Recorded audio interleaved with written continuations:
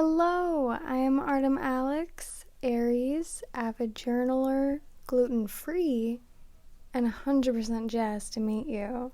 One of my not-so-secret passions in life is what is called junk journaling, and I have to shout out first and foremost that I hate the name. Why do they call it that? It's not junk, it is art. But what is junk journaling, you may ask, right? Well, according to Google, it is things like art journaling, mixed media, storing cards and letters, creating writing spots, adding pockets, color collaging, art doodling, collecting things, swatching your favorite supplies. Oh, like color swatches, obviously.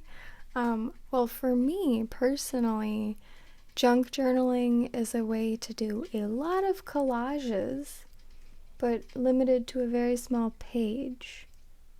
I have loved doing collage work since I can remember. I literally don't even know why. But when it comes to junk journaling, what comes to mind are things like super beautiful Bujo books, or maybe spell books. Just anything that's super duper beautiful and looks like a beautiful place to write and have things in. Examples of things you might put in a junk journal are like schedules or flowers or like diary entries, along with wine bottle labels and stickers and concert tickets and parking stubs and movie tickets. Or like I had something just on my desk here, but this perfect little tag from a bag of dirt. Anyways, literally you can put any single thing in a junk journal. I've got this newspaper under my desk that I've been saving because it's got a beautiful plane on it. But when it comes to junk journaling, one would never assume how much space all of the junk journaling stuff takes. And what this is called ephemera. The traditional definition of the word ephemera is to say something that shouldn't be kept and should be thrown away. But the thing is, we don't. We keep them for memories and memorabilia. And so the fact that there are so many ways to buy pre-made and pre-cut ephemera is a little silly, maybe. But I'll be honest, I do not use a whole lot of self-pressed flowers and my own concert tickets, because you know what? I don't be going anywhere. I use magazine cutouts that I've been keeping for the last 20 years. Whatever. Blah, blah, blah. And so with junk journaling, me personally, I probably only do it once a month because one page can sometimes take like 3 hours. But it's because it's sometimes a freaking work of art, literally. But when I am making pages for my personal journal, I do really enjoy using pictures of things I know and like and have any idea like what it is.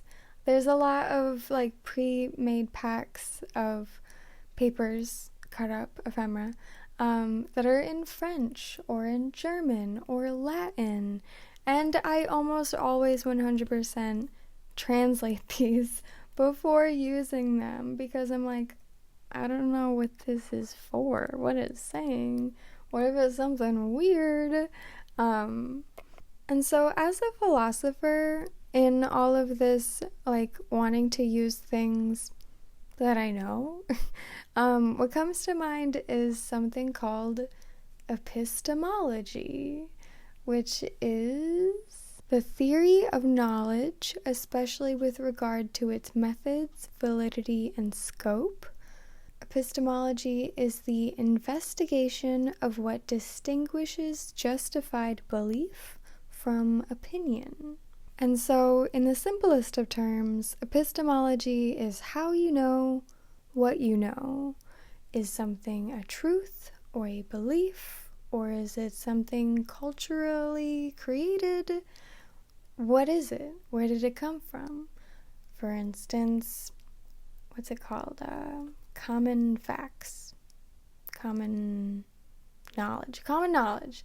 There's some common knowledge things that aren't real. I can't think of a single one. Maybe you can pop one in the comments. But sometimes we think we know something for no reason. And so when you ever think of something and you're like, how do I know that I know this? You know, sometimes it is from things like common knowledge or just simple intuitive knowledge. Other times we might think we know something and we are wrong. We're terribly wrong. With that, I want to share a little something from Socrates, or Socrates, Socrates, as I like to call him. The only true wisdom is in knowing you know nothing. Burn. Or, I cannot teach anybody anything. I can only make them think. This is something I like to think of my entire channel as. Never really take everything I say as 100% fact, because sometimes I could be wrong. So all I ever try to get you to do is think. And so if you think I'm wrong, I'm doing my job. Another one from Socrates here. There's only one good, knowledge, and one evil, ignorance. So, while Socrates may have led the wonderful battle in trying to get humans to know they know nothing, this did in fact kill him. It was his demise because people didn't like it. They did not. And so they were like, we're going to sentence you to court and to death and blah, blah, blah, blah, blah. But that is besides the point. We are beyond that. Now we know. We can tell people, don't tell people, but we can tell ourselves, maybe I don't know what I think I know.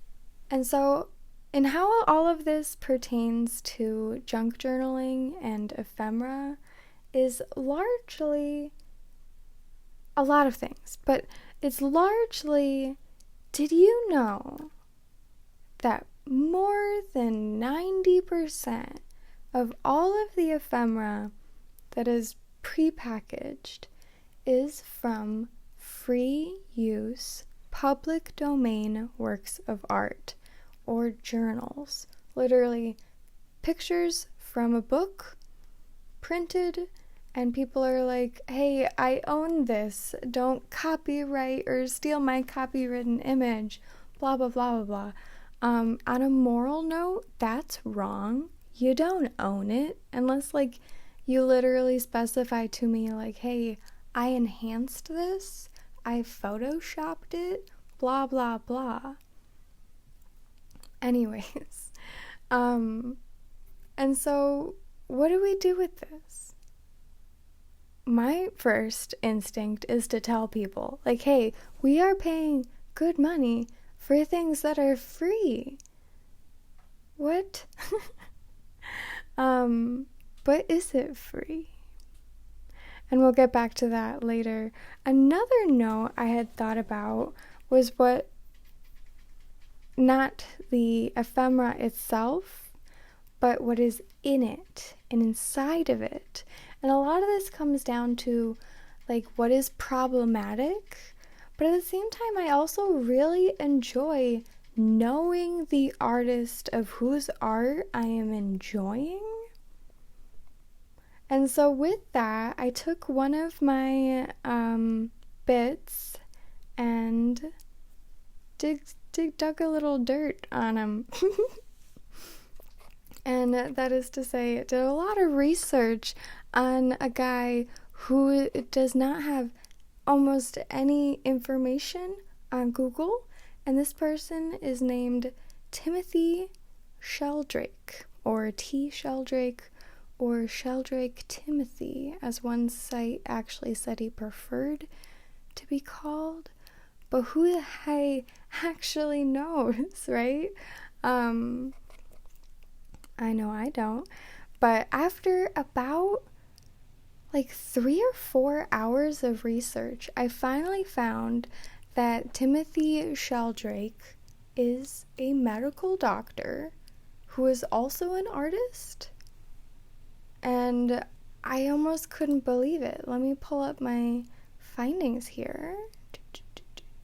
So Timothy Sheldrake was born in Britain in the 1600s, and the book, the Botanica Medicinale, was actually published posthumously. And so he didn't even get to see the fruit of his labor. In the very beginning of the book, it actually says that it was 30 years of very hard work, and he didn't even get to see it be finished and printed and loved for, what is it, another 200, almost 250 years? 250 years? It's just a beautiful story, and also kind of sad when you think about it. And so now, whenever I use pages from that book, I am going to think about the fact that this guy, medical doctor, botanist, super cool. He did all of the calligraphy as well as the artwork, and he didn't even get to see the book finished. Which is kind of dark and brooding and emo. Not really always the point of wanting to know what you're using, but it is cool. It is cool to know the history of what you're using, because that's what junk journaling is for. It is, honestly, I think, the super maximalist's version of a scrapbook, to where you are capturing moments of your life and saving them for forever. And so for me, a lot of my decoupage collages are of photos that remind me of something else. They have a sentimentality built into them that isn't necessarily directly to them. So inherited, but not the other I word. I was going to say something so clever, I lost it.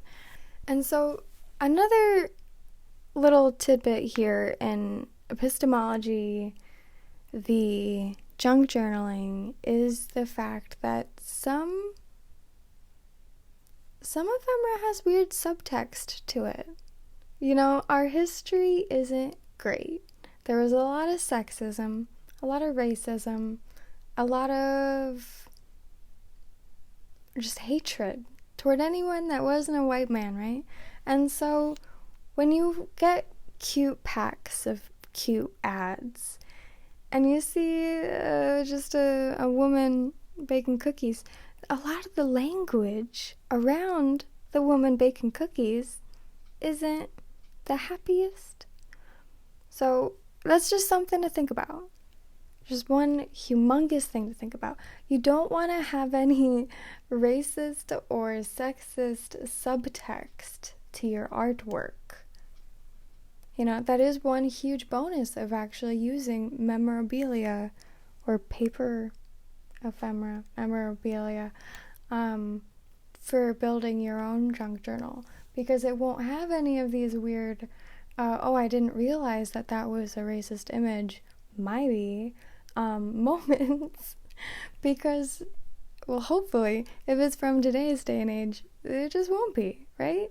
But not to mention, like, subtext, subliminal messaging, normalizing. Like, you don't want to normalize anything. And so that's just one quick how do you know what you know bit. The third, very short though, so we're going to move on. Now, I said I was going to circle back to the solution for our first point, which is the fact that everything practically is public domain. So circling back to that now, a huge thing to think about is time and money. Yes, public domain images are free, but how do we get those digital images onto our journal, right? Yeah, of course we could use them as references to draw it ourselves, but that's not what I'm talking about at all. What I'm talking about is printers cost money, ink costs money, and then time is money, right? And so especially with the cute cutouts that come with like texture in the cut, this isn't an example, but as an example, cute textures in the cut makes sometimes buying way worth it, because I don't have scissors that replicate random tears sometimes, you know. I want that to be perfect, and those are perfect. Anyways, but some printers are better at printing paper, and some people only want a little thing and don't want to fill out a whole 8.5 by 11, you know, to save on that paper, to not waste the rest of the sheet. So when it comes to what's better for the environment, because you know that's where I was going with this, it might actually be best to think about your use cases. If you are the kind of person who wants pre-made stuff and you want to use them as like reminders of what you are scrapbooking about, then I would say, yeah, that's perfectly okay. Is it okay to say, now you can't copy these and these are mine when they are public domain images? That's when I think I have to draw a line. They're not your images. You are lying to people, right? But another third side of the triangle pyramid here is, if you want to, right now, make probably thousands of dollars, you could create an Etsy account that is a collection of the downloadable free public domain things. The only thing there is I wouldn't want to encourage people to do bad printing behaviors, like printing a tiny thing on a whole thing and maybe even putting that piece of paper in a recycling bag that has a piece of styrofoam in it, and then they have to throw away that whole bag, and you're not actually recycling your paper when you think you're recycling your paper. It's complicated to recycle paper, and so you want to use as much as possible. And then comes the cutting, the scissoring. Cutting paper takes so much dang time. Now, asterisks. If this is your zen, don't pay someone else to do it. But if you freaking hate cutting paper, then maybe pay someone else to do it. It's not a fun activity if you're doing something you hate doing. And so I really enjoy cutting paper. I have stacks and stacks of comic books that I will literally cut out each and every square inch of a character to get it as if it's a PNG transparent background style. I will do it because I enjoy it. But do I want to spend all of my time doing that? No. Do most of my collages have bits like that? No. because I probably did not have the time, right? And so there's a lot of sides to this coin of it's free, but we pay for it. And I think, water comes to mind. Water's free, but we pay for it. It's not really free when it comes out of the tap. Someone else is paying the water bill. But like a water bottle versus tap water. The analogy is terrible. Anyways, long story short, my analysis on this in a moral position of environmental impact is that sometimes having someone else have a better printer than you, with better, maybe like a Cricut cutter that can do super cool shapes, is better for the environment. Literally, a printer that takes up less power is fantastic. A cutter that will literally not kill your wrists and arthritis. Yes, it takes up power, but it saves you good time to do things that are better for the environment. That one is a little bit much, maybe. Or you want to do it all yourself, and you cut the paper yourself. That's fantastic. Just be sure to properly recycle your paper. The best actual way to recycle paper is to only have paper together and put your plastics in another bag. And you cannot recycle styrofoam. We went over this in my last video. And so I kind of already went over the solutions for point B and C, but point B being, do you want to know the artist behind the art you're making? Were they a problematic person? Were they freaking died posthumously before they ever saw their art make it as a super famous person? Or back to the first one. Are they a problematic person? And on that, just research. If you cannot find them, maybe if you have a bad feeling, just don't use it. Find something else. That's okay. Third point, some things are literally problematic. Some things have subconscious messages that we don't want. And if we share our images online, we don't want that to be a part of us. If someone knows better and tells us, and then we got egg on our face. Look at that. So this is kind of a very strange analysis. I really wanted to just share with you what epistemology is, but the truths versus beliefs is not maybe the best when it comes to junk journaling, but it is a truth that these images are public domain, and people are trying to say that they're theirs and trying to, make millions of dollars when they're just downloadable images, and they're saying, download it for me for money, and I will get paid because I did zero work. Collecting the images and putting them on Etsy is some work, and having a listing is like 20 cents a month.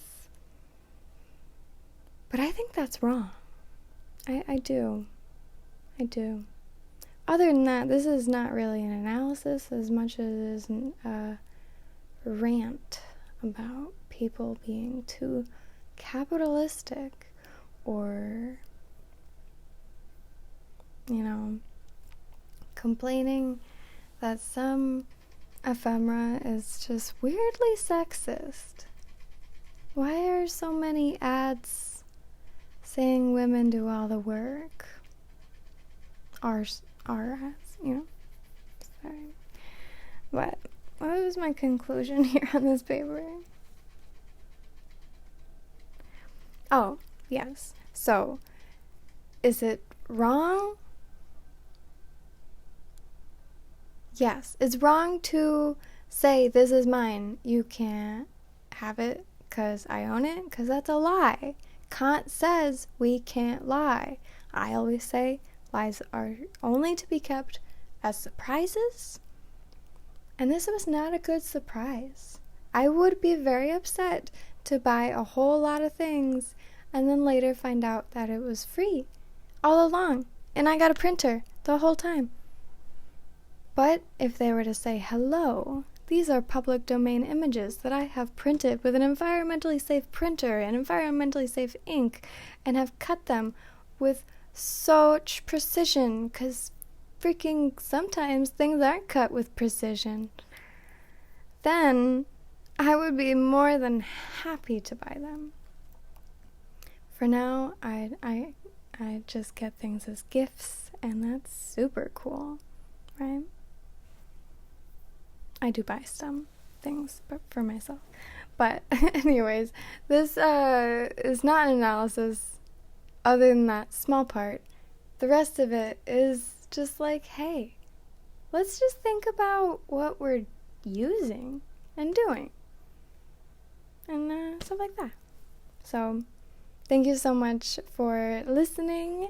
And I really, really hope you enjoyed. If you are a junk journaler as well, let me know. I'd be super curious, like, how common of a practice this is.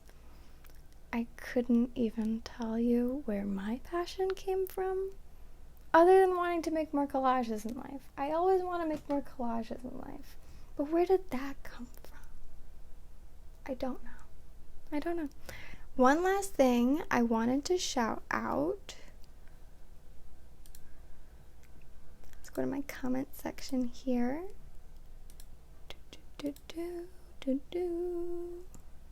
So lastly, what I want to end here with us today is a comment from my last video. And this is from me asking, what do you think is missing from this analysis? To which I think you kind of helped with the analysis in this video, even though there's absolutely no science added. It's literally all just talk. But let's continue. So, Puff the Magic Dragon says, what's missing from this comparison is how much CO2 does streaming a movie contribute compared to watching a movie on DVD? And this is a fantastic question.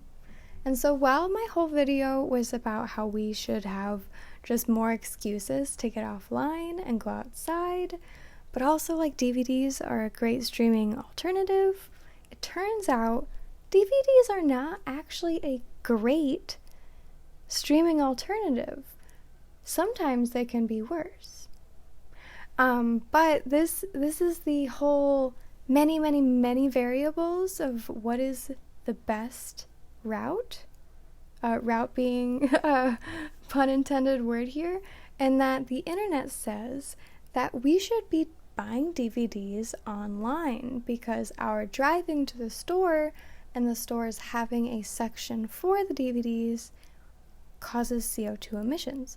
And so that being in the variable, I would have to shout out that if you are going to a grocery store, you're in the market for some DVDs, and you're already there, then the additive CO2 emissions are no longer additive. Very similarly with if you're already at a thrift shop, you're already there. And so that would actually negate any CO2 emissions caused by ordering a DVD online, aka having it shipped to you, probably go to some place and then shipped or driven to you, and then boop-a-doop-a-doop-boop. There's a lot more going on there, I think, than even just driving to a store. But anyways, I could be wrong on that. The science just, the math doesn't sound reasonable. Anyways, so if you want your DVDs to be a better alternative CO2 emissions wise than streaming, a more like technologically advanced DVD player is actually best. Older DVD players can access a lot more power and use more. So just have a better DVD player. As well, streaming TVs are apparently better because the streaming box on standby on always is terrible. And so, my personal conclusion as to what would be the absolute best way would be stream on something super fantastically technologically abled. I'm not in STEM. I don't know STEM words, okay? But download it to your system. If you download it, you're actually not pulling servers from Netflix's servers if you're watching it multiple times. Burn. So the other side of that is if you're watching DVDs, watch DVDs, but never go out of your way to get them, and have a fantastic player that says that it uses less energy than other players. One could assume that this means like more modern technology, but who knows? I've never seen an output thing like on washers and dryers and fridges on a DVD player, so maybe they should start putting them out there. Once again, I don't know if I said it before, but once again, Puff the Dragon, thank you so much for your comment. There wasn't a whole lot of analyzing in this video other than selling versus not selling, but purchasing versus printing your own ephemera, printed pieces of paper. And so I think it kind of comes down to the same exact conclusion. What technology are you using? What is the output of power in the technologies that you are using? And also, cutting paper takes a lot of freaking time. So if you don't want to do it, maybe the energy in a machine to do it for you is better. And if you don't want to spend all that money in a machine, maybe you do pay someone else. Okay, the argument just goes on and on and on. Like, there are 1,000 variables. Burn. And so, in conclusion, once more, if you are a junk journaler, let me know. I would be so excited to hear. And if so, do you use more like, I found this little piece of paper, freaking pick up a piece of paper. Yeah, I found this piece of paper and I want to keep it forever and I put it in here. Or are you the kind of person who's like, I bought all of these beautiful images and I want to collage them together, blah, blah, blah. Also, do you do like a mix of diary or journaling or bujo? Personally, I almost only track my sleep, but I track other things too. I like tracking. I am a spreadsheet girl. And so to add a little art to it is fun, you know. I do have to shout out, I was thinking it would be fun to do a whole video, but it's really just like enough for a tweet, right? Here goes.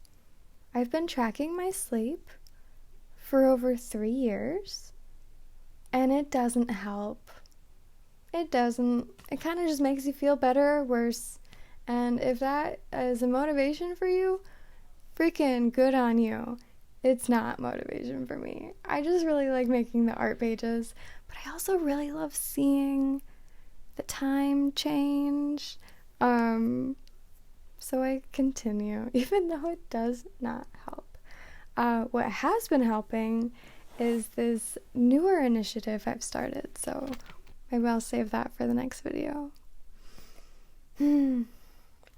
Okay. Oh, geez, Louise, it's 5 a.m. I gotta go wake up my boy, my Lieblingsmann. Okay. I'll catch you on the flip-flop. Thank you so much for watching all the way to the end. If you have, I cannot wait. If you did, maybe add a little heart with a big bow emoji, because then I will truly know, and that would be super duper. You know me, I'm a big dork for all the love in the world, so I love you, and I hope you have a wonderful rest of your day. I will hope to edit this as fast as possible, so we're getting a May video out. Am I right, guys? And to my patrons, I'm working on our Matreon postcard, so expect that in the mail. Spoilers.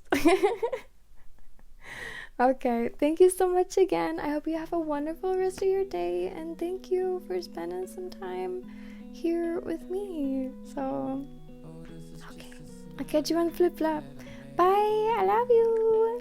For one of these days that will never end, that you seem to spend for hours on end, switching back and forth, 10-inch, 67-inch, 4-inch, 4K, 1080p. You're wasting your time.